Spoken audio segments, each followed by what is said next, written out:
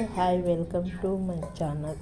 ఈరోజు నేను ఆలుగడ్డతో ఆలుగడ్డ 65 చేస్తున్నాను. ఫస్ట్ ఒక ఆలుగడ్డ ఇలా నీట్గా కడుక్కొని పైన ఉన్న తోలునైతే తీసేసి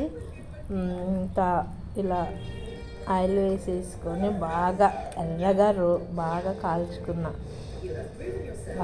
ఆలుగడ్డ మాత్రం లోపల కూడా బాగా ఎర్రగా కుక్ అయ్యేటట్ల ఆయిల్లోనే కాల్చుకోండి మీరు కూడా. ఇలా నేనైతే నా దగ్గర సీకు లేకపోతే నేను మన బొర్రలాది గరిటె ఉంటుంది కదా, దానికైతే ఇలా చెక్కి పెట్టాను. ఇలా బాగా ఎర్రగా కాలాలి.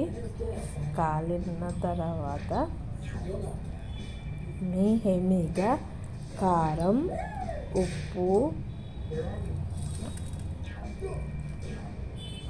ఫస్ట్ అయితే ఉప్పు వేసుకున్నాను. అండ్ మొత్తం చుట్టూ వేసుకోవాలా కారం, ఉప్పు, పసుపు అవి. తర్వాత కారం వేస్తున్నానండి. ఇక్కడ బాగా ఆలుగడ్డ 65 అయితే బాగా ఇట్లా కలుపుకోవాలి. అప్పుడైతే మనకు ఆలుగడ్డ 65 చాలా టేస్టీగా ఉంటుంది.